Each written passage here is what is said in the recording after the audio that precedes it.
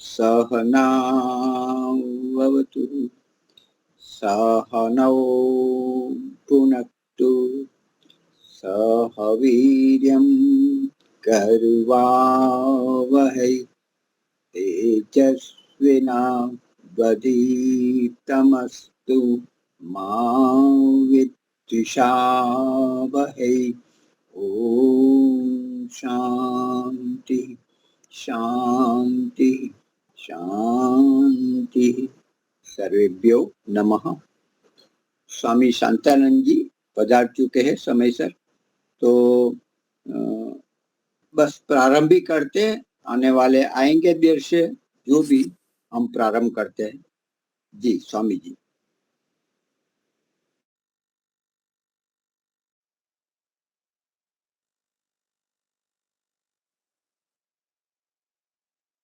केतु धरता है तू, तेरा महान तेज है, छाया हुआ सभी स्थान। सृष्टि की वस्तु वस्तु में तू हो रहा है विद्यमान। तेरा ही धरते ध्यान हम, मांगते तेरी दया। ईश्वर हमारी बुद्धि को श्रेष्ठ मार्ग पर चला। दाता हमारी बुद्धि को वेद मार्ग पर चला।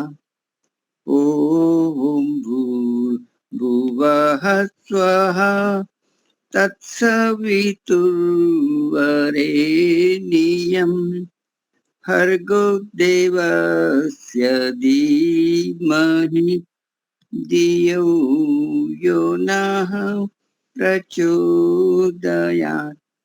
धियो यो नः प्रचोदयात्। स्वामी जी आ गए। एक कड़ी भजन की ले लेता हूँ। नमस्ते स्वामी जी।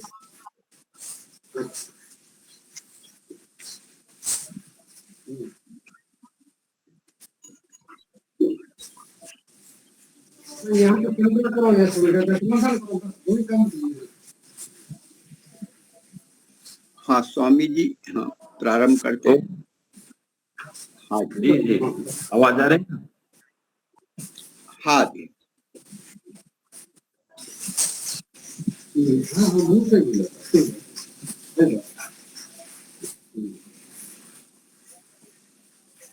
तो आरंभ करें।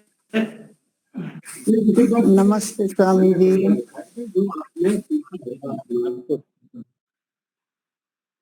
एक बार सब लोग मिल करके गायत्री मंत्र बोलेंगे। ओम भूर्भुवः स्वः तत्सवितुर्वरेण्यं भर्गो देवस्य धीमहि धियो यो नः प्रचोदयात्। ओम शांति शांति शांति। हमारा कठोपनिषद का पाठ आरंभ हुआ था, जिसमें हमने पढ़ा था कि नचिकेता के पिता वाजश्रवस ऋषि थे। उनको मुक्ति प्राप्त करने की इच्छा हुई और वे अपना धन धान्य संपत्ति आदि सब कुछ दान करने लगे। बूढ़ी बूढ़ी गाय भी दान करने लगे जो कि शक्तिहीन थी। इनको देख करके उनका जो सुपुत्र था नचिकेता, वो कहता है पिताजी ये बूढ़ी बूढ़ी गाय दान कर रहे हैं, क्या पुण्य मिलेगा? तो शायद उनकी अपयश फैलेगी, हानि हो जाएगी। तो वो चाहता है कि ऐसा दान न हो, अच्छा दान करें। तो उन्होंने कहा पिताजी को, पिताजी सबको दान दे रहे हो, ये भी बूढ़ी बूढ़ी गाय भी दान देते हो, मुझको भी दान कर दो। मुझको किसको दान दे रहे हो आप? तो 2 बार 3 बार बार बार कहने लगा कि पिताजी गुस्सा में आ गए, तो जा तुझको मैं मृत्यु को दान करता हूँ, मैं वहां पर भेजता हूँ। तो मृत्यु माने यमाचार्य, उसके पास भेजता हूँ। चले गए। नचिकेता महाराज जी भी कम नहीं थे, विद्वान थे, बुद्धिमान थे, कुशाग्र बुद्धि वाले थे। तो गए, जब गए तो संयोग से उस समय यमाचार्य के घर में नहीं थे। तो फिर वो 3 दिन तक वहां रहते हैं बिना भोजन किए। जब वो आते हैं नचिकेता से पूछने भी, आप 3 दिन घर में रह गए बिना बिना भोजन के? बोले आपको पूछा गया था लेकिन आपने अन्न ग्रहण नहीं किया, तो मुझ पर दोष आता है, अब इसके बदले 3 वर मांगो। तो उन्होंने कहा ठीक है, 3 वर मांगता हूँ। तो प्रथम वर क्या था जी पद्मनाभ जी? हाँ, पिता की प्रसन्नता। पिताजी प्रसन्न हो जाए, मैं जब घर जो जाऊं पिता नाराज हो गए वो पिता प्रसन्न हो जाए। प्रसन्न हो जाए। तो उनका ठीक है भाई, बम हो तो तथास्तु। तो 1 वर तो उनको मिल गया था। फिर अब उनका दूसरा वर मांग। तो दूसरा वर क्या मांगता है कि ये जो स्वर्ग साधक अग्नि है ये क्या है? और स्वर्ग माने दोनों अर्थ होता है।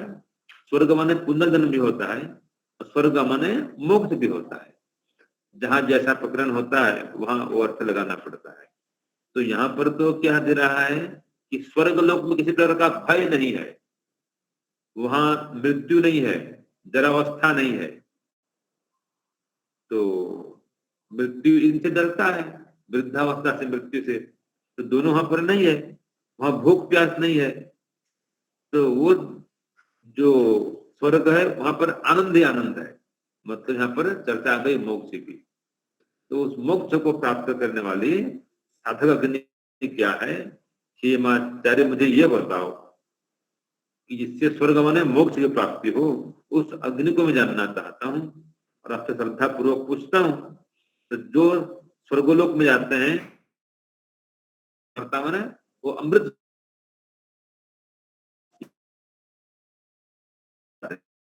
तो ये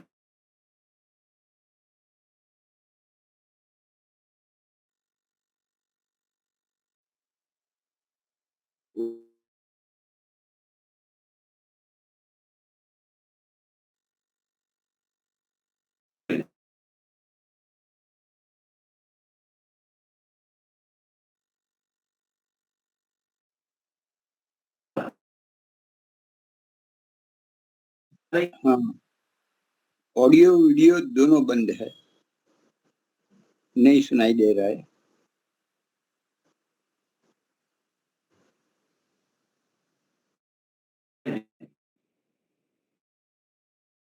चलिए लाइट करिए, 1 मिनट हम बाहर निकल,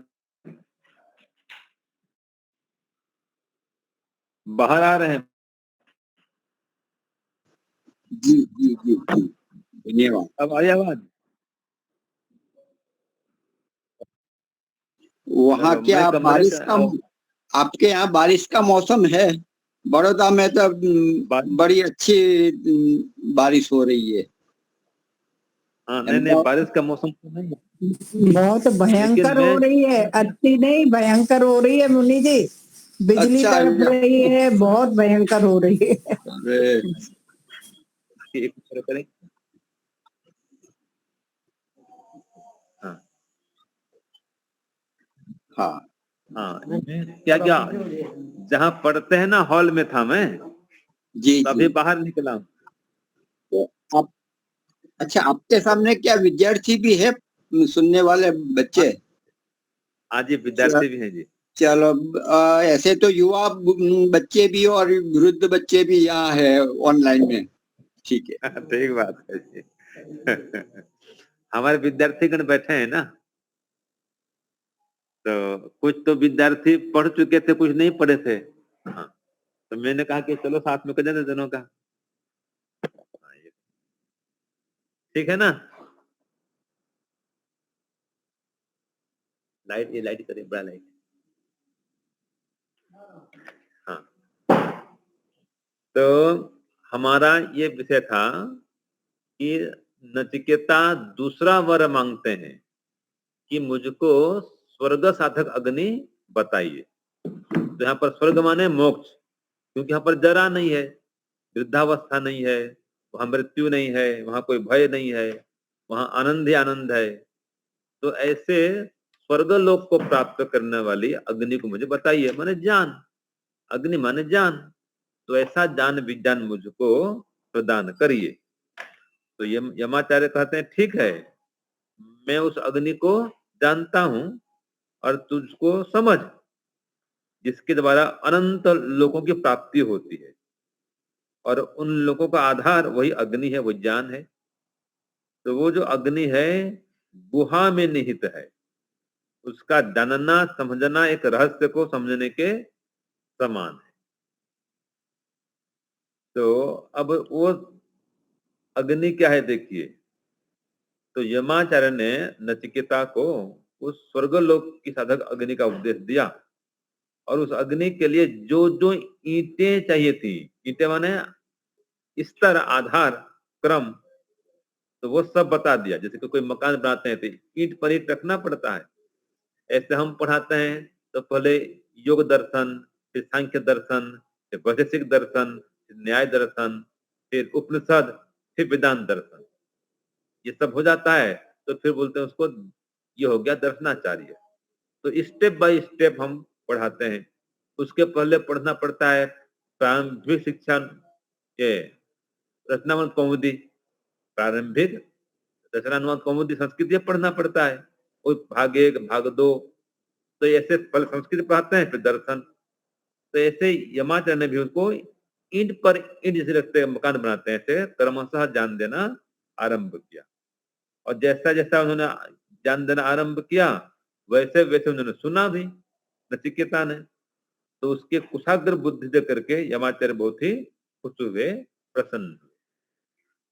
तो अब महात्मा यम, देखो आचार्य यम कहें चाहे महात्मा यम कहें, वे नचिकेता को कहते हैं कि भाई मैंने जो पढ़ा दिया ये तूने बहुत सुंदर ढंग से पढ़ा, तो इस समय प्रसन्न हुआ, और तुझके एक वर एक्स्ट्रा और मैं देता हूं बोनस के रूप में, अतिरिक्त वर, तेरा 3 वर्ष तेरा है।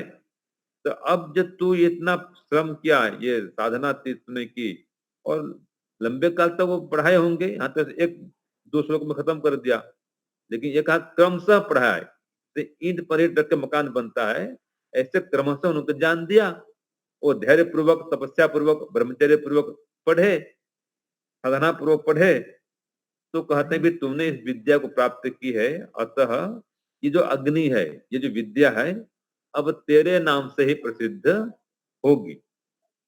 तो तू ये अनेक रंगों वाली माला को धारण कर, ग्रहण कर, और ये जो स्वर्ग साधक अग्नि है अब से तेरे नाम से प्रसिद्ध होगी। इसको हम कहेंगे नाचिकेत अग्नि, और उसको माला उन्होंने पहना दिया। तो इस प्रकार से जो त्रिनाचिकेत होगा, अर्थात नाचिकेत अग्नि की जो 3 अवस्थाएं हैं, ब्रह्मचर्य, गृहस्थ और वानप्रस्थ, इन 3 आश्रमों में जो उपासना करेगा वह इन तीनों संधियों से गुजरेगा, 3 प्रकार के कर्मों को करेगा और इनसे ऊपर उठेगा। देखिए पहला क्या कर्म करेगा, ब्रह्मचर्य का पालन करेगा, गुरुकुल वास करेगा, विद्या अध्ययन करेगा, वेद पढ़ेगा, साधना करेगा, गुरु जी की सेवा करेगा, और विधिवत तो ब्रह्मचारी बन करके फिर इस आश्रम से ऊपर उठेगा। तो ब्रह्मचर्य पूरा करके फिर गृहस्थ में प्रवेश करेगा। तो ये एक अग्नि हुई, ब्रह्मचर्य और गृहस्थ के बीच की जो कड़ी है इसको बोलते हैं एक अग्नि। ये संधि है, गृहस्थ और ब्रह्मचर्य के बीच की जो संधि है वो एक अग्नि। ऐसे से 3 अग्नि। अब ये तो प्रथम संधि है, फिर द्वितीय संधि गृहस्थ का आश्रम का पालन करेगा, उसमें पंच महायज्ञ का अनुष्ठान करेगा, अभिस्वाध्याय करेगा, दान भी करेगा, परोपकार भी करेगा, और सब का अनुष्ठान करते हुए फिर गृहस्थ पूरा करके फिर वानप्रस्थ में जाएगा। ये द्वितीय संधि है। ब्रह्मचर्य के बाद गृहस्थ की प्रथम संधि, फिर गृहस्थ के बाद में वानप्रस्थ में जाएगा द्वितीय संधि, फिर वानप्रस्थ पूरा करके फिर संन्यास में जाएगा। यह है तीसरी संधि। फिर तो वानप्रस्थ के नियम का पालन करेगा। तो इस प्रकार से दो आश्रमों के बीच में जो संधि आती है उस संधि से गुजरना होता है। तो जो संधि से गुजर गया उसकी एक अग्नि पूरी हो गई, एक ज्ञान माने एक अनुभव पूरा हो गया। तो जो 3 अनुभव पूरा कर लिया, ब्रह्मचर्य आश्रम का, गृहस्थ का और वानप्रस्थ का, फिर वो चौथे आश्रम में प्रवेश करता है, संन्यास आश्रम। और फिर वहां से वो मोक्ष की ओर आगे बढ़ता है। वो अंतिम आश्रम है संन्यास आश्रम, जहाँ की पुत्रष्णा, वित्तष्णा, लोकष्णा तीनों को छोड़ना पड़ता है। वहां पर भिक्षाचरण करने का विधान है। पुत्रष्णा, वित्तष्णा, लोकष्णा तीनों को छोड़ करके भिक्षाचरण करे। तो क्या आप लोगों ने समझा है कि भिक्षाचरण क्यों करना चाहिए, क्यों इसका विधान दिया, क्या इसका महत्व है? देखिए, भिक्षाचरण करने का यह महत्व है कि भिक्षा करने से एक तो अहम भाव का नाश होता है, अहंकार नहीं रहता। और भिक्षा के विशेष नियम है। कई जगह ऐसे भी आता है कि केवल 5 घर में भिक्षा करे वो, जैसे कि वो था सुदामा, कृष्ण का मित्र कौन? सुदामा। वो भी उसकी भी यह कहानी में आती है। और भी एक कहानी आती है, वहां भी मैंने पढ़ा है, सुना है मैंने, कि वो 5 घर में जाए।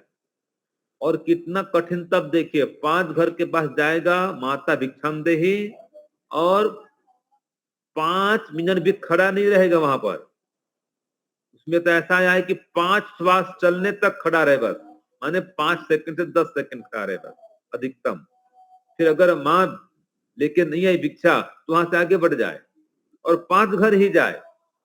5 घर में अगर एक घर नहीं मिला तो 4 घर से भिक्षा लेके आ जाए। और भिक्षा मतलब क्या है? जो मिले वो स्वीकार करे। अब भिक्षा में अपनी इच्छा नहीं रहती है।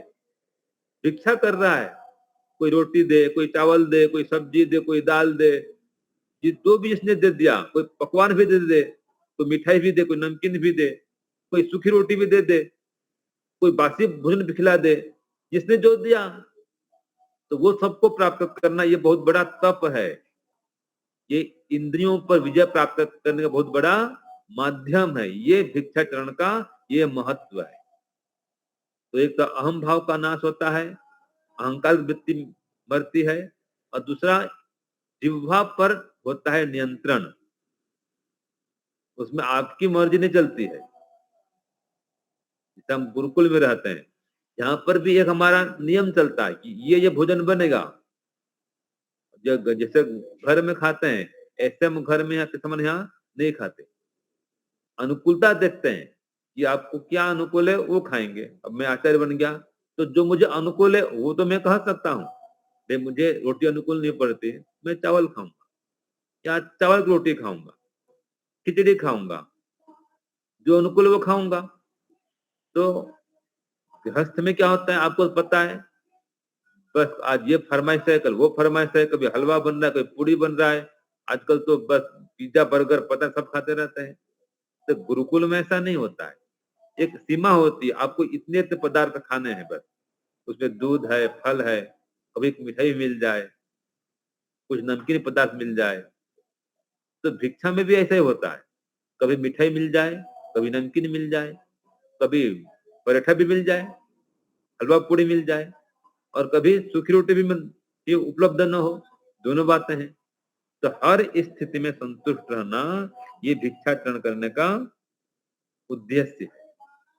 तो इस प्रकार से इन सभी संधियों से जो गुजरता है वही मोक्ष की ओर आगे बढ़ता है। तो प्रत्येक संधि में गुजरना या प्रत्येक संधि से गुजरना एक अनुभव को प्राप्त करना।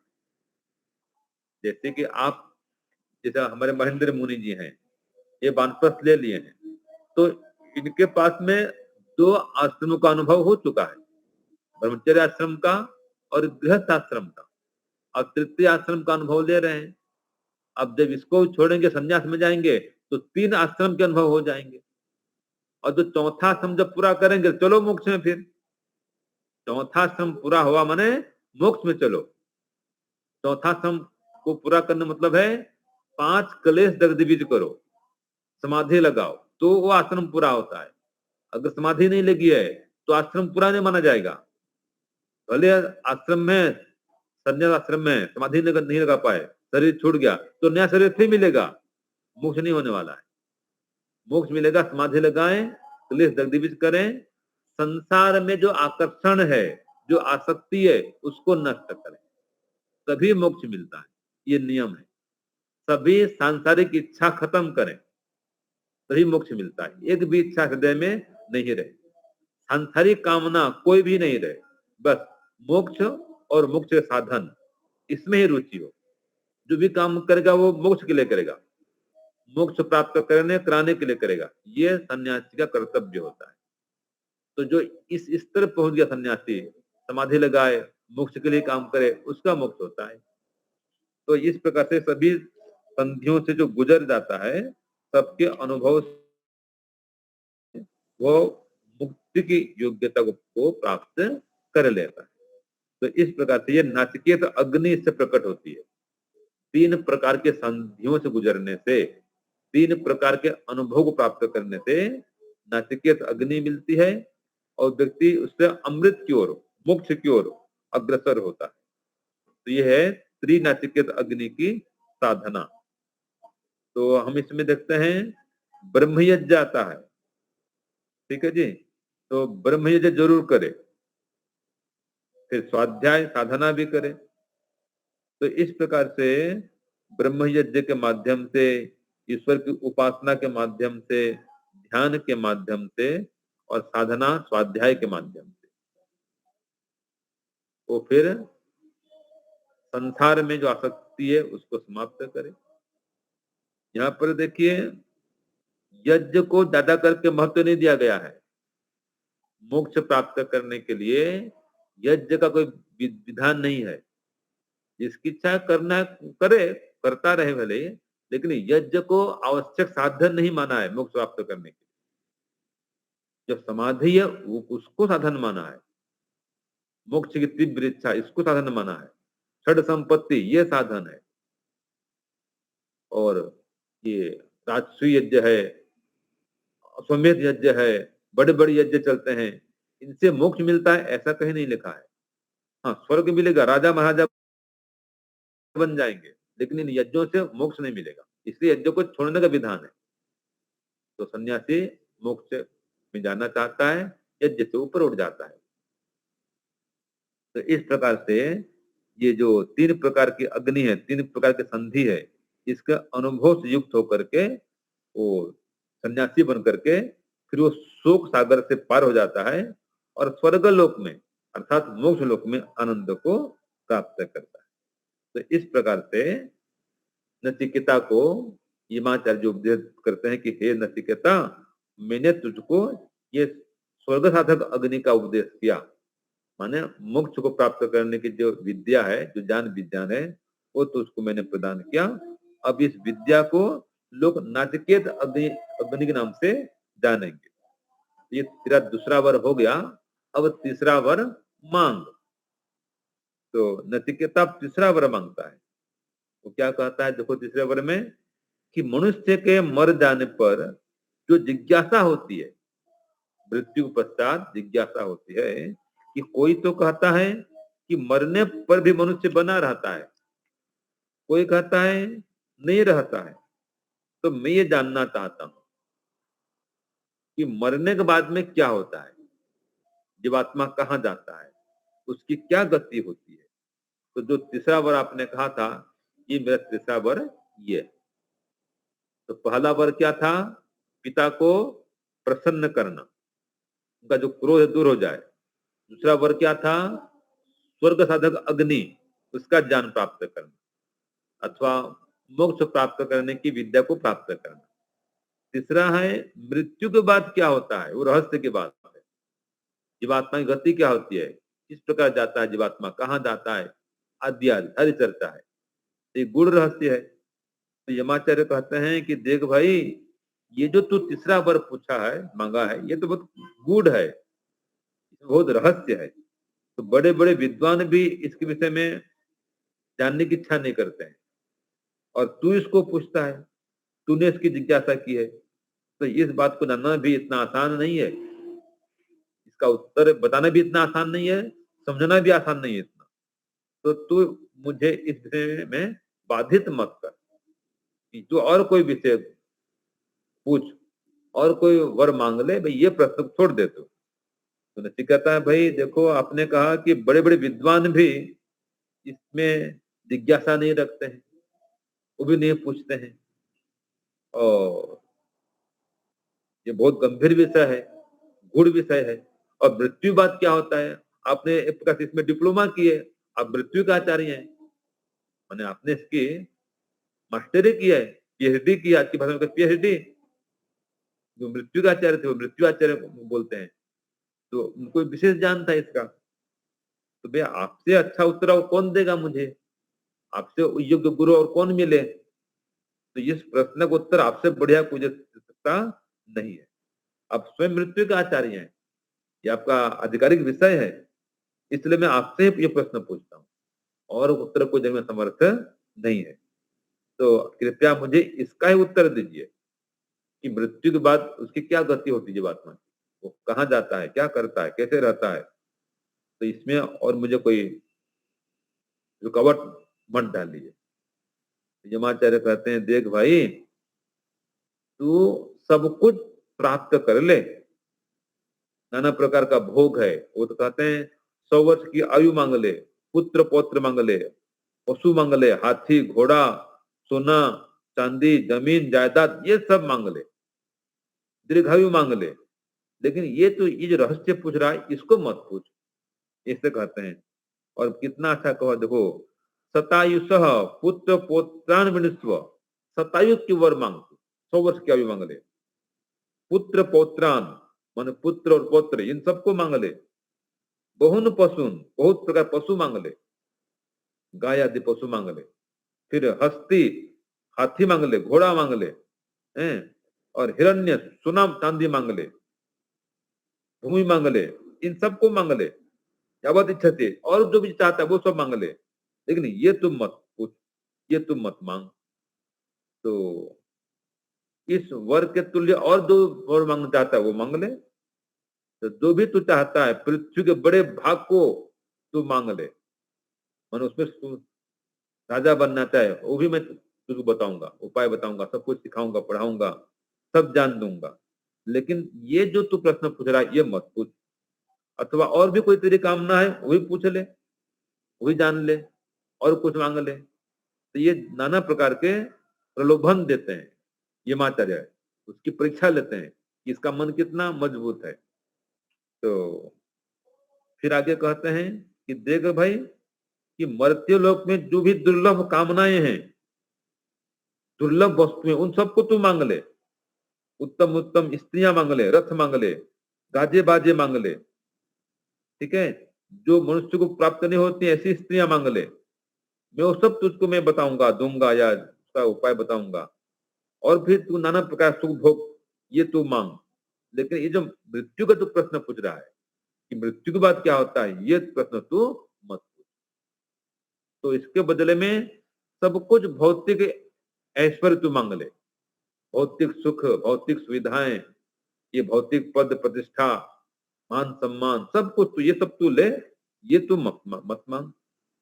तो नचिकेता कहता है, भाई यही तो समस्या है गुरुजी, कि ये तो कोई जानता नहीं, और आपको पता है, आप बोलते कि इसको तो मुझसे मत मांग, इससे ये मुझसे मत पूछ, और पूछ ले, तो वो सब ले क्या करूंगा मैं। तो कहता है, हे आचार्य जी, ये सुख भोग मनुष्य के लिए स्वभाव है, माने आज हैं कल रहने वाले नहीं है। ये जो सुख भोग हैं ये इंद्रियों के तेज को क्षीण करने वाले हैं। भोगों को भोगने के लिए ये सारा जीवन भी कम पड़ जाएगा। 100 वर्ष का भी क्या है, कुछ भी नहीं है। ये हाथी घोड़े, ये नाचना गाना, ये सब मुझे नहीं चाहिए, ये आप अपने पास रखिए। तो कितना अच्छा कहा है कि तवे वाहा तव नृत्य गीते, ये बाजे गाजे और नाच गाने ये सब आपको अपने पास रखिए, आपको मुबारक हो, मुझे नहीं चाहिए। फिर कहते हैं नौ वित्त तरफ पुण्य मनुष्यो, कि धन से कभी मनुष्य तृप्त होता नहीं है, वित्त से धन से किसी की तृप्ति होती नहीं है। तो मैं तो आपके पास आ गया हूं, आप यमाचार्य हैं, बहुत बड़े विद्वान हैं, तो मुझको तो आप यही जान दीजिए, ये मेरे लिए वरणीय वर है। और उसके बाद आयु है, हमारे तो जो आयु है वो तो है ही, एक सीमा तक को हम बढ़ा सकते हैं, बाकी हम कोई अजर अमर तो होंगे नहीं, इसलिए जो आयु है सीमित आयु है। और ये जो इंद्रियां हैं भी कल्प कम शक्ति वाली हैं, मुझे इनके विषय में नहीं फंसना है। तो तुम मुझको वही जान दे, ये अमृत के देवता, मृत्यु के देवता, मुझे बता। और अगर ये जीर्ण होने वाली जो शरीर की अवस्था है, ये सदा नहीं रहने वाली है। आज युवा अवस्था है, कल नहीं रहेगी, ये जीर्ण अवस्था को प्राप्त होगी। तो जानबूझ कर मैं क्यों फंसूं, ये अवस्था हमेशा रहेगी नहीं, शरीर हमेशा रहेगा नहीं, मृत्यु अवश्य आने वाला ही है, तो क्यों उसमें मैं ये करूं। और इसलिए मुझे ये सब नहीं चाहिए, ये आमोद प्रमोद, ये सौंदर्य, इसमें मुझे फंसना नहीं है। तो मुझे तो वही बताओ, बस मेरा अंतिम यही है कि जो जिस बात को जानने की मैंने जिज्ञासा की है वही मुझे बताइए। और जिसके लिए मैंने ये यम नियम का पालन किया है, ये साधना की है, तो उसको मुझे प्रदान करिए, वो मुझे सिद्ध कराइए। तो वास्तव में मृत्यु के बाद क्या होता है ये मुझे बताइए, यही मेरा वर है, यही अंतिम वर है। और आपने इतना कहा दिया तो मतलब जैसे और गंभीर हो गया है और गूढ़ हो गया है, तो मुझको तो और किसी अन्य विषय में रुचि नहीं है, और इसके अतिरिक्त मुझे और कोई वर नहीं चाहिए। तो अब इतना कहने के बाद में यमाचार्य को वो संतुष्ट करते हैं कि भाई मुझे और कुछ नहीं चाहिए, तो वो संतुष्ट, ठीक है भैया, ये योग्य शिष्य है। अब उसके बाद में यमाचार्य जो है नचिकेता को उपदेश देते हैं, श्रेय और प्रेय दोनों में भेद बताते हैं कि श्रेय मार्ग क्या है और प्रेय मार्ग क्या है। क्योंकि उन्हें रख दिया था, ये प्रेम रख दिया था कि नाचना गाना खाना पीना घूमना फिरना सब इंद्रियों को भोग, ये सब तुल्य, हाथी घोड़े सोना चांदी आदि आदि, तो ये सब प्रेम मार्ग है। तो वो कहते हैं देख भाई, श्रेय मार्ग और प्रेय मार्ग दो मार्ग हैं, संसार में आगे बढ़ने के दो ही मार्ग हैं, संसार में जीने चलने के। और जो दोनों मार्ग हैं, एक का नाम है श्रेय, एक का मार्ग है प्रेय। ये दोनों ही भिन्न भिन्न रास्ते वाले हैं, दोनों के प्रयोजन भिन्न भिन्न हैं। और इनमें से एक मार्ग जो है वो पुरुष को संसार में बांध लेता है, और एक मार्ग जो है पुरुष को संसार से मुक्त करता है। तो इनमें से जो प्रेय मार्ग है वो संसार में बांधने वाला है, जो श्रेय मार्ग है वो संसार से छुड़ाने वाला है।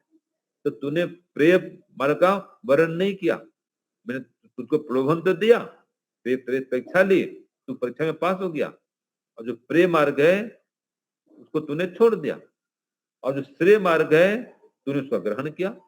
तो श्रेय मार्ग ही श्रेष्ठ है, श्रेय मार्ग माने श्रेष्ठ मार्ग, और प्रेय मार्ग माने जो पहले प्रिय लगता है, जो आरंभ में सुखदायी होता है लेकिन बाद में दुखदायी होता है, बाद में वियोगांत होता है, छूटने वाला होता है। जिसके घर में सगे संबंधी माता पिता भाई बहन पति पत्नी, ये सबका सुख कैसा है, वियोगांत है। ये सुख सदा रहने वाला नहीं है, सदा मिलने वाला नहीं है। ये आपके पोते पोती कितने प्यारे हों, इनको छोड़ के जाना ही पड़ेगा, बेटे बहू सबको छोड़ के जाना ही पड़ेगा। महल समान घर हो, बंगला, नौकर चाकर गाड़ी सब विद्यमान, वो भी छोड़ना पड़ेगा। तो ये जो प्रेय मार्ग है ये हमेशा साथ रहने वाला, साथ चलने वाला नहीं। जो श्रेय मार्ग है वो श्रेष्ठ मार्ग है। तो श्रेय मार्ग पर चलने पर ही व्यक्ति का भला होता है। इसी मार्ग में आगे बढ़ने से जो जीवन का अंतिम लक्ष्य है वो प्राप्त होता है। ये यमाचार्य जी कहते हैं। और कहते हैं श्रेय और प्रेय ये दोनों भावनाएं मनुष्य के सामने आती हैं। देखो ये भी कह दिया कि दोनों बातें आएंगी, चाहे आप गृहस्थ में हैं, चाहे वानप्रस्थ में हैं, चाहे कोई ब्रह्मचारी हैं, चाहे सन्यासी हैं, कोई मनुष्य हो, जितने मनुष्य हैं, जितने आश्रम वाले हैं, इन सबके जीवन में दोनों मार्ग आते ही आते हैं। तो धीर पुरुष इन दोनों की परीक्षा करता है, छानबीन करता है, और जो वास्तव में धीर होता है वो प्रेम मार्ग में जल्दी फंसता नहीं है और परीक्षा करता है, फिर प्रेम मार्ग को छोड़ देता है। परीक्षा करेगा और फिर उसको छोड़ देता है, उसमें फंसता नहीं है। तो जो प्रेय है उसकी अपेक्षा वो श्रेय का ही वर्ण करता है। तो वो जो श्रेष्ठ होता है वही सन्यासी कहलाता है, फिर वो श्रेय पथ का पथिक बन जाता है। और जो मंद बुद्धि होता है वो प्रेम मार्ग का चयन करता है, खाली जिसमें योगक्षेम है और प्राप्ति की प्राप्ति है, प्राप्ति की वृद्धि है, बस इसी में लगा रहता है। योगक्षेम और प्राप्ति को प्राप्त करेगा, जो प्राप्त हुआ है उसको बढ़ाएगा, बस इसी में लगा रहता है। ये सांसारिक कुशल मंगल देखते रहता है, सांसारिक सुख चैन ये देखते रहता है, आराम से जीवन जीना चाहता है, इसको बोलते हैं प्रेय पथ। तो प्रेय पथ जो वर्ण करता है वो मंद बुद्धि कहलाता है। तो यहाँ पर तो यमाचार्य उसको मंद बुद्धि कहते हैं। देखो प्रेयो मंदो योग क्षमा दृढ़ते, तो प्रेय मार्ग में चलने वाला मंद है, खाली योग क्षेम में लगा रहता है। तो आज संसार में यही तो हो रहा है, जिसको देखो योग क्षेम में लगा हुआ है, बस पैसा कमाओ, पैसा नहीं है तो अप्राप्त की प्राप्ति करो, और प्राप्ति हो गई तो और बढ़ाओ और बढ़ाओ और बढ़ाओ, बस इसी में लगा हुआ संसार। इसको पहले ही यमाचार्य ने कह दिया था। तो जो ऐसे व्यक्ति हैं ये सभी मंद व्यक्ति हैं, इनको मोक्ष की बात सोचते नहीं है, मोक्ष दिखता नहीं है। तो इस प्रकार से हे नचिकेता तू श्रेष्ठ है कि तूने विचार किया, और हे नचिकेता तूने खूब सोच समझ करके विचार करके प्रिय रूप, जो संसार का प्रिय रूप है, मन को इंद्रियों को खींचने वाला विषय है, आकर्षित करने वाला है, इन विषयों का तूने त्याग कर दिया, इन कामनाओं से तू ऊपर उठ गया। तो वास्तव में तू सोने की सांकल में, सोने के जंजीर में भी नहीं फंसा, तो तू वास्तव में श्रेष्ठ है। बहुत लोग तो ये सोने के जंजीर में फंस जाते हैं, सोने के सांकल में जकड़ जाते हैं, लेकिन तू इसमें जकड़ा नहीं, फंसा नहीं, तू महान है। तो इस प्रकार से ये नचिकेता को उपदेश दे रहे हैं। आगे और भी है, विद्या अविद्या है, इसकी चर्चा फिर लंबी हो जाएगी। हमारे ब्रह्मचारी गण बैठे हैं, हमारा समय हो जाता है, सवानो हो गया तो हमारा समय ज्यादा हो जाता है फिर, ठीक है ना। तो इतना करते हैं, आगे विषय आएगा विद्या और अविद्या। तो इसका अभी उपदेश चलेगा। ये द्वितीयावल्ली पढ़ रहे हैं हम, कठोर उपनिषद का ये द्वितीयावल्ली है। ऐसे ऐसे इसमें 6 वल्ली हैं, ये सब उपदेश से भरा हुआ है। अभी तो वर मिल गया, अब यमाचार्य का उपदेश चलेगा, जीव और ब्रह्म का वर्णन भी आएगा इसमें, और आत्मा का तथा ब्रह्म का वर्णन ये सब भी इसमें आने वाला है आगे। तो बहुत अच्छे अच्छे विषय आने वाले, साधना की बातें आएंगी, अंतर्मुखी हो जाओ ये विषय आएगा इसमें, और ब्रह्म के स्वरूप का विषय भी आएगा, ज्ञान कांड, कर्म कांड, ये सब विषय इसमें अभी आने वाला है।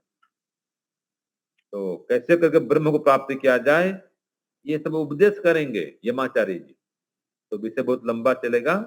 तो अभी हमने यही शुरू किया है कि जो यमाचार्य जी हैं वो श्रेय और प्रेम में भेद बता करके आप उपदेश को आरंभ कर रहे हैं। तो आगे विद्या विद्या फिर हम पढ़ेंगे। चलिए, बहुत बहुत धन्यवाद। शांति शांति शांति, सर्वेभ्यो नमः। सबको नमस्ते जी। नमस्ते स्वामी जी, नमस्ते सभी को, शुभ रात्रि। नमस्ते, बहुत नमस्ते।